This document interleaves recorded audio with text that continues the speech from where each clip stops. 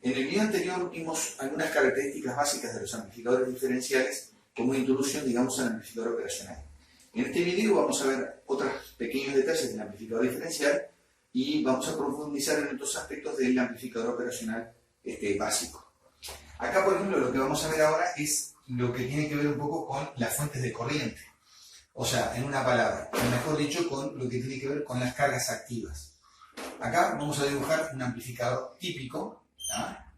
En este caso, vamos a hacer lo siguiente: dibujamos un transistor PNP acá.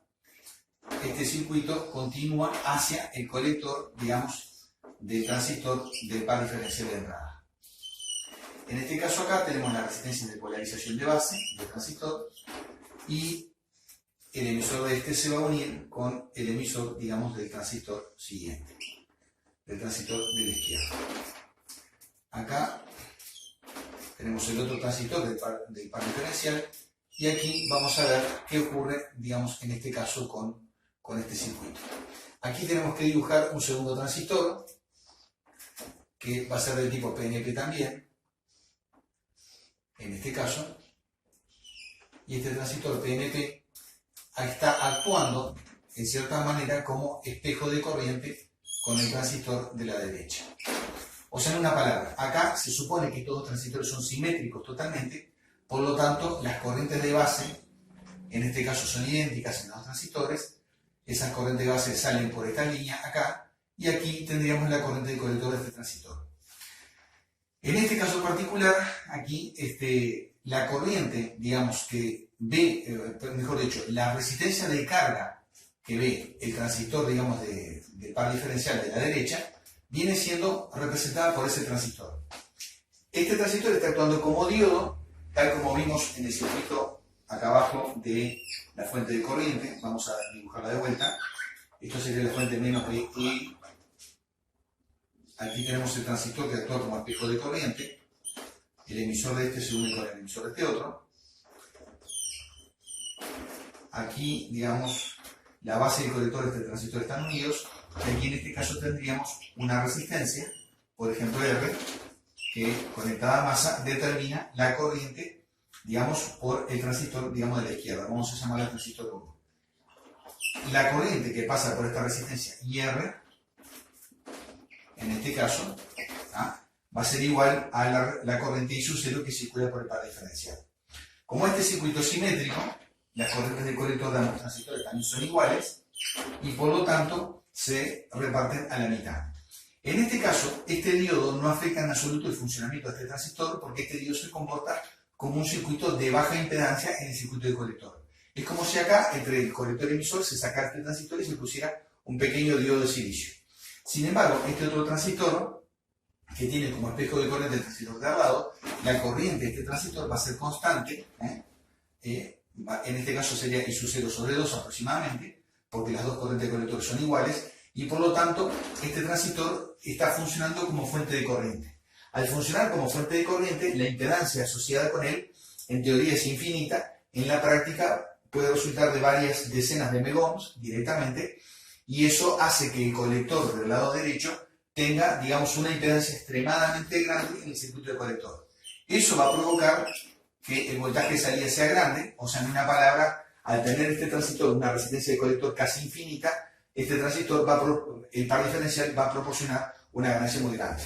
Esta en este caso sería la entrada inversora y esta sería la entrada no inversora del par diferencial. Entonces acá vemos la utilización, digamos, de ese tipo de cargas.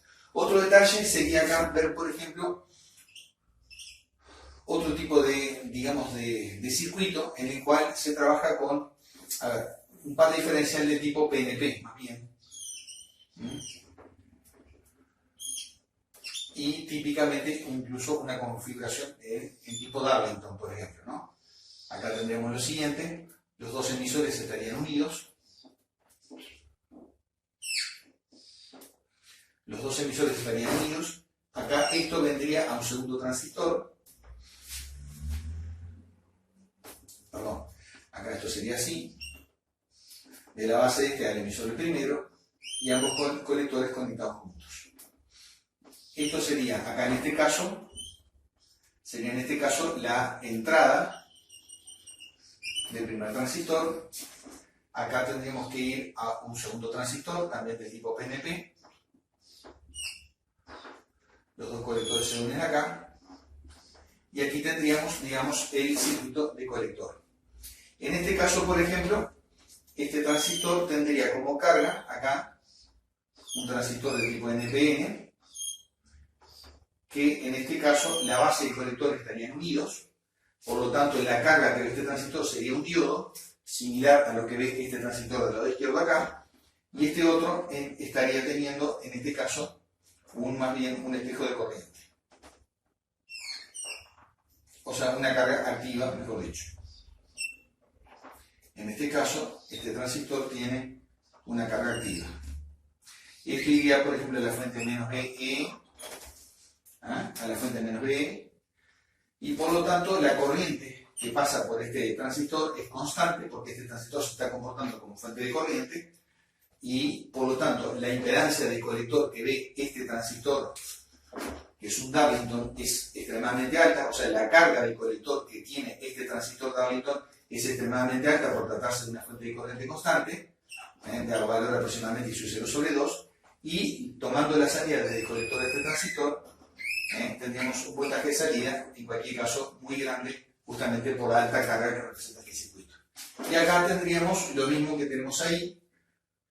O sea, acá tendríamos, por ejemplo, digamos, tendríamos en este caso dos transistores, por ejemplo, que actuarían como, en este caso, como fuente de corriente para este otro circuito. Aquí las bases estarían unidas, el colector de este transistor iría con una resistencia, por ejemplo, al terminal menos BE de la fuente, y este transistor tendría la base y el colector unidos. Por lo tanto, acá tengo un diodo, y este diodo se une con este punto, y acá todo este terminal sería el terminal más BC0. Entonces, en este caso, el diodo de este transistor de la izquierda, por tener la base y el colector unidos, se comporta como un diodo. Este diodo tiene una resistencia en serie que termina en la fuente BE, por lo tanto la corriente por esta resistencia, que va hacia abajo en este caso, determina la corriente que entra al par diferencial. Y este transistor está actuando junto con este conjunto como fuente de corriente constante para el par diferencial. Entonces se ve acá el uso de fuentes de corriente y de cargas activas, como se les llama, que representan una alta impedancia en el circuito de colector de los transistores, y eso da una muy alta ganancia. El amplificador operacional del 741 tiene un circuito muy similar a este, si no es igual, muy parecido. Acá por supuesto iría la resistencia de base también. Y estas son las entradas del circuito. Tomando la salida de este lado, esta vendría siendo la entrada inversora, y esta que está acá sería la entrada no inversora. Así que acá se ve el uso de fuentes de corriente para darle corriente al par diferencial, este conjunto lo mismo que este otro, y el uso de cargas activas. En este caso, esto actúa como resistencia de colector de este transistor, y este otro como resistencia de colector de ese mismo transistor. Bueno, ahora vamos a pasar a ver, digamos, otro tema, que sería el tema de la velocidad de respuesta del amplificador operacional. Un amplificador operacional típico tiene una respuesta limitada en cuanto a la amplificación. O sea, un transistor no puede elevar el nivel de la señal en el circuito de salida a una velocidad demasiado alta. Ahora vamos a dibujar un esquema y vamos a tratar de interpretar qué es lo que pasa.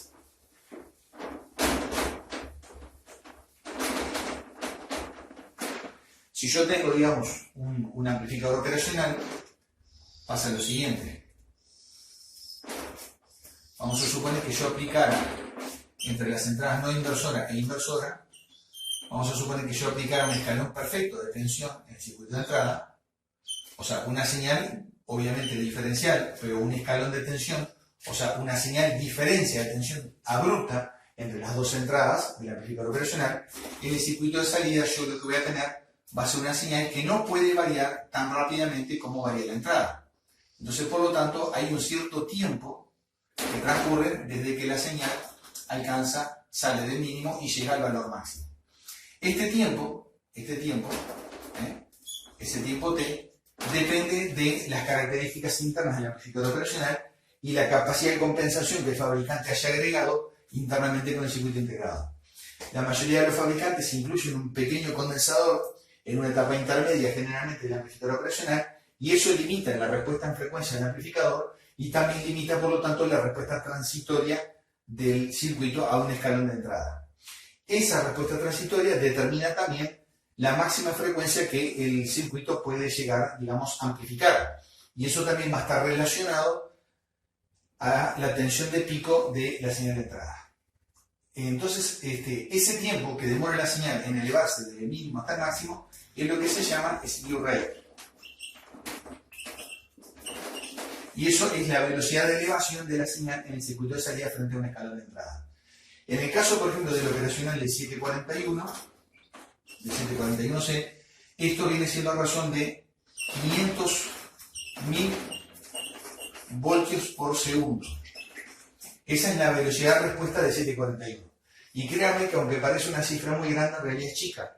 Hay circuitos mucho más rápidos que este, o sea, tienen una inclinación en la pendiente mucho más vertical y son mucho más rápidos. Como acá, decir 500.000 voltios por segundo resulta irreal porque este circuito se alimenta con tensiones más o menos de 15 volt en cada rama, o sea, tanto en la más BCC como en la menos DE, resulta que es, digamos, un poco ilógico hablar de 500.000 voltios por segundo. Entonces, si dividimos ambas cantidades entre 1.000.000, por ejemplo, aquí tendremos una 500.000 dividido 1.000.000 sería 0,5 volts por, en lugar de segundos, tendríamos microsegundos. Entonces acá sí tenemos una velocidad bastante acorde, las dos cantidades representan lo mismo, es decir, 500.000 voltios por segundo, y si es 0,5 voltios por microsegundo, es exactamente lo mismo.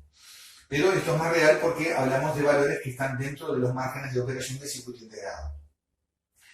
Como decíamos, hay integrados que responden mucho más rápido que estos, pero este es un circuito integrado que es tremendamente útil en la práctica y que se utiliza mucho para pequeñas aplicaciones, incluso con fines educativos. Cuando uno le aplica una señal sinusoidal, por ejemplo, a la entrada de un circuito integrado, en una señal sinusoidal, digamos, los puntos de mayor elevación de la curva son los que pasan justamente por el cero. O sea, en una palabra, la velocidad tangencial en este punto, justamente, o sea, acá, en este lugar, viene siendo la más alta de todas. Lo mismo pasa en cada vez que el integrado pasa por el eje cero. La velocidad tangencial en este punto, con respecto a la curva del sinusoide, es la más alta posible. Entonces, ¿qué pasa? Eso va a determinar la respuesta de frecuencia del circuito integrado. Entonces, ¿qué pasa? El slew rate, digamos, de un circuito integrado está vinculado a la tensión de pico que puede manejar el circuito integrado y la respuesta de frecuencia. El slew rate se representa con la letra S mayúscula, ¿tá? Con la letra S mayúscula, y esto nos va a condicionar en la máxima frecuencia que nosotros podemos amplificar con el circuito integrado, y eso va a depender de la tensión de pico de la señal. Por ejemplo, el S, esto va a ser igual a 2pi por la frecuencia por el voltaje de pico de una onda, el voltaje de pico. Entonces el slew rate de nuestro circuito integrado tiene que ser mayor que el resultado de esa fórmula que está ahí. Por ejemplo, vamos a poner un ejemplo práctico de aplicación de esto. Vamos a suponer que nosotros con el 741, que tiene un slew rate de 0,5 voltios por microsegundo, nosotros deseamos amplificar, digamos, una señal que va a tener una excursión de salida de, vamos a suponer, 10 volts de pico, ¿no? Entonces tenemos, por ejemplo, el voltaje de pico igual, digamos, 10 volts. Ahora, yo quiero saber cuánto es la máxima frecuencia que puede tener esa señal sin que se vea afectada, o sea, sin que resulte deformada en el circuito de salida. Entonces, yo acá lo que hago es despejar, digamos, la frecuencia, que es lo que quiero calcular, de esta fórmula. Entonces, me va a dar que la frecuencia, esto va a ser igual a S dividido 2pi por el voltaje de pico, Vp.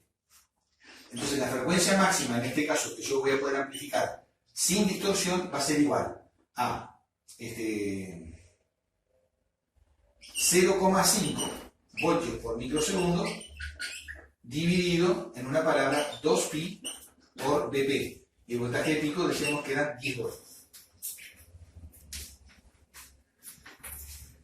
Calculador está acá.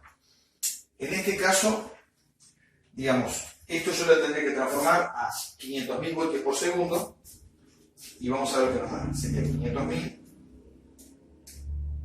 dividido, abrimos un paréntesis, pi por 2 por 10.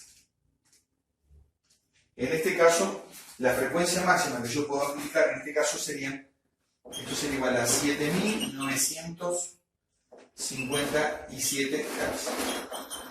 Quiere decir que con una señal de pico de salida, de pico, no pico a pico, de salida, de 10 volts, yo en este caso lo máximo que puedo tener, que puedo amplificar sin deformación de la onda, es una señal de 7.957 Hz.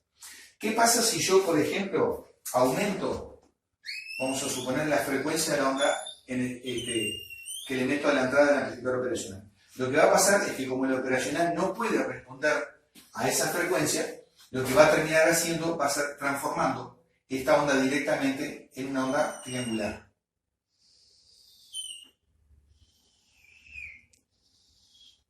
El resultado, justamente por no poder seguir de forma sinusoidal a la señal de entrada en el circuito de salida, esto nos va a terminar, digamos, deformando la onda hasta transformarla en una onda totalmente triangular. Y luego, aparte de transformarla en triangular, la va a ir achicando, por supuesto, en tamaño también. De la misma manera podemos hacer un cálculo inverso de esto, ¿no? O sea, por ejemplo, vamos a suponer que yo tengo una frecuencia, por ejemplo, vamos a suponer 35 kHz, ¿no? Vamos a suponer que yo tengo que la frecuencia que tengo es igual a 35 kHz. Entonces yo quiero saber cuánto es la máxima amplitud que puede tener la señal en el circuito de salida. ¿Para qué querría yo saber cuánto es la máxima amplitud? A los efectos de, según la amplitud de la señal de entrada, determinar la ganancia del amplificador operacional. Por ejemplo, vamos a suponer que esta señal es de 35 kHz y vamos a suponer 50 milivolts, como ejemplo, ¿no? 50 milivolts. Esos son los datos de la señal de entrada. Yo quiero saber, digamos, cuánto es la máxima amplitud de pico que puede tener la señal de salida. Entonces yo calculo BP. BP lo despejo de esta fórmula. Entonces me queda que BP, voltaje de pico, esto va a ser igual a S sobre 2pi por la frecuencia. Y en este caso sería igual a 500.000 voltios por segundo dividido 2pi por 35 por 10 a la 3 Hz. Entonces vamos a ver cuánto nos da esta cuenta. Yo acá tengo 500.000 dividido, abro paréntesis, pi por 2 por 35 por 10 a la 3, cierro, y esto me da una amplitud de pico de 2 dp, va a ser igual a 2,273 volts. Ese es el voltaje de pico de la señal de entrada. Vamos a suponer que esto es la 50 milivolts de pico, ¿no?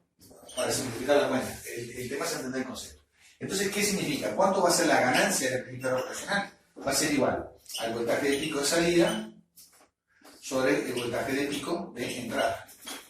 Entonces yo acá lo que tengo es lo siguiente. Va a ser igual a 2,273 dividido 0,05. Son 50 milivolts, expresado en volt sería 0,05. Ahora vamos a ver. 2,273 dividido 0,05. Esto me da 45,46. Quiere decir que yo, aplicando una señal de entrada de 35 kHz y 50 milivolts de pico, tengo que ajustar el nivel de ganancia del amplificador operacional a 45,46 de manera tal de que la señal no supere los 2,27 volts de pico aproximadamente. Eso es la forma de manejar este parámetro del slew rate y es algo bastante, no solamente interesante, sino que es totalmente imprescindible cuando uno quiere manejar señales desde el punto de vista de la amplificación. Si uno le da más ganancia al amplificador operacional, la señal de salida se va a ir distorsionando hasta transformarse en una onda triangular y por supuesto que va a ir disminuyendo de amplitud. Bueno, ahora ya hemos tratado el tema del slew rate Estoy revisando a ver qué otra cosa importante me queda, y me queda solamente un pequeño detalle más.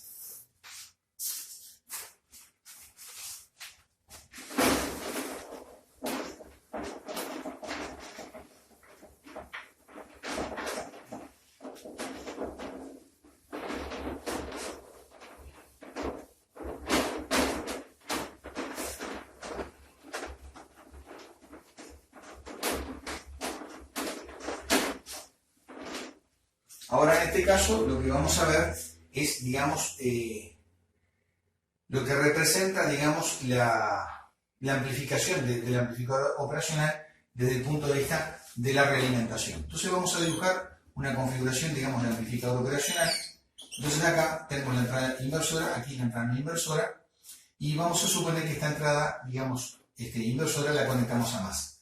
Yo tendría una señal aquí aplicada al terminal inversor, y tendría una realimentación del circuito de salida que iría hacia la salida. Esto es una configuración típica del amplificador operacional, donde este voltaje le llamamos, por ejemplo, BS o BIN, según los que nos guste, BS o BIN. Esta resistencia le vamos a llamar R1, esta resistencia le vamos a llamar R2. En este caso, lo importante es entender lo siguiente. Acá se trata de una realimentación negativa de señal, simplemente porque una parte de la señal de salida se realimenta al circuito de entrada a la entrada inversora. Entonces, lo que se trata de demostrar es lo siguiente.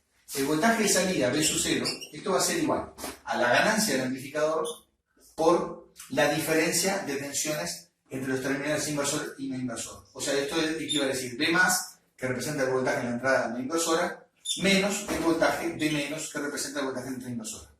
Lo que acá llamamos, en una palabra, B más menos B menos, es lo que hemos estado mencionando, y esto es lo que se llama voltaje diferencial.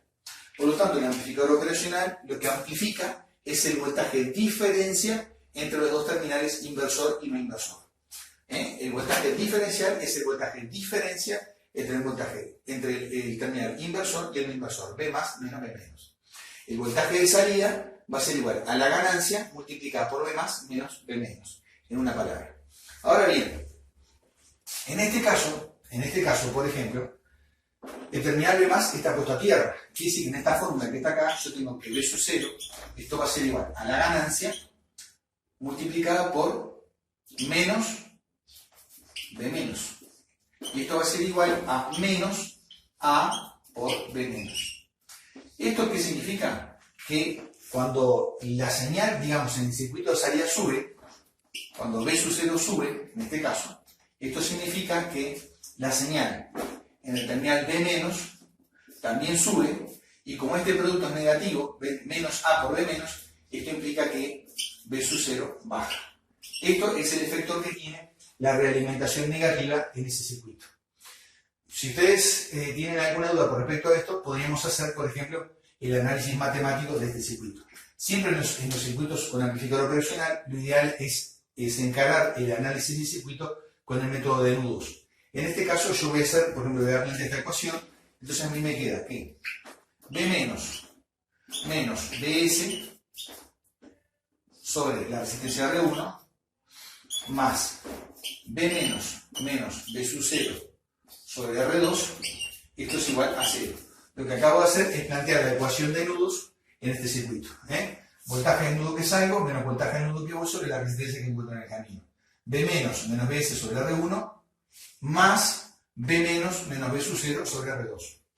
Eso es lo que nos da el análisis en el circuito. Entonces acá lo que tendríamos sería lo siguiente. Acá yo voy a sacar, por ejemplo, B menos como factor común, entonces me queda que B menos por 1 sobre R1 más 1 sobre R2. Esto va a ser igual, el menos BS sobre R1 pasa para el otro lado como BS sobre R1, y el B sub 0, menos B sub 0 sobre R2 pasa para el otro lado como B sub 0 sobre R2. Acá lo que debo hacer en ambos miembros es encontrar el denominador común y hacer las cuentas. Entonces me queda B menos multiplicado por R1 por R2 queda abajo, R1 por R2, dividido R1 me da R2, más R1 por R2 dividido R2 me da R1. Esto va a ser igual. Lo mismo pasa a este lado, aquí me queda R1 por R2, y dividiendo R1 por R2 entre R1 me da R2 multiplicado por BS me queda BS por R2 más el producto dividido R2 me da R1 multiplico por B sub 0 me queda B sub 0 por R1. Ahora bien, este término se va con este y yo ahora puedo despejar B menos. B menos en este caso, esto va a ser igual. R2 más R1 que está multiplicando pasa a dividirlo para el otro lado. Entonces me queda esto es igual a BS por R2 más B sub 0 por R1 dividido R2 más R1. Esto como expresión final para la tensión B-. Como expresión final para la tensión B-. Entonces, ¿qué pasa? Acá se ve claramente, si el voltaje de salida sube, esto está en el denominador, si el voltaje de salida sube, si B sub 0 sube, esto implica que B- también sube. Si B- sube, vemos lo que tenemos acá. B sub 0 va a ser igual a menos la ganancia por B-. Como tiene un signo de menos, esto implica justamente que B sub 0 baja. Ahora bien, esto es el efecto de la realimentación negativa. La realimentación negativa reduce la ganancia en cadena abierta. El amplificador operacional, por ejemplo, el 741C, decíamos que esto tiene una ganancia diferencial, o sea, esto tiene una ganancia diferencial de 2 por 10 a la 5 aproximadamente, o sea, 200.000 veces. Quiere decir que esa ganancia de 200.000 veces es desde los terminales de entrada, B más y B menos, hacia la salida. Cuando uno le aplica realimentación negativa, esa ganancia se va a reducir, como vamos a ver después, en proporción a las resistencias R1 y R2. Existe otro tipo de realimentación, que sería la realimentación positiva, en la cual uno, por ejemplo, pondría el terminal menos a masa y este hacia la salida. En este caso, la ganancia, ¿cuál es la diferencia? En este caso, yo puedo decir que el voltaje de salida va a ser igual a la ganancia, partiendo de acá, por de vuelta, B más menos B menos. En este caso, el terminal menos está masa, ¿tá? Por lo tanto esto es 0, y B sub 0 va a ser igual a la ganancia multiplicada por B más. Este término se elimina porque el terminal menos está opuesto a más. O sea que esto es 0, esto se va. Entonces me queda que B sub 0 es igual a la ganancia en cadena abierta por B más. La fórmula para calcular B más acá es igual a esta otra, porque las resistencias son las mismas y la conexión básicamente es la misma. Lo único que se ve claramente es lo siguiente. Si el voltaje de salida sube, en este caso, va a subir, o sea, en una palabra, B más, en este caso, va a obtener el mismo resultado que hay. Esto va a ser igual a BS por R2 más B sub 0 por R1 sobre R1 más R2. Entonces, de vuelta, si el voltaje de salida sube, en este caso, si B sub 0 sube, me fijo en esta fórmula y me da que la ganancia por B más también sube.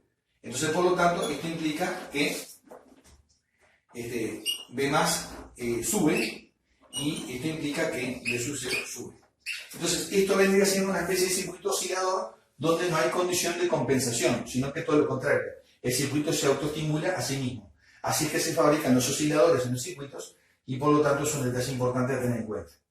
La realimentación positiva, justamente, en todos los casos, para lo único que se hace normalmente es para condiciones muy especiales de funcionamiento, como pasa, por ejemplo, en los disparadores de Schmitt, o de lo contrario en circuitos donde se quiere obtener una oscilación. Y una oscilación es la generación de una señal sin que esté presente otra señal en el circuito de entrada.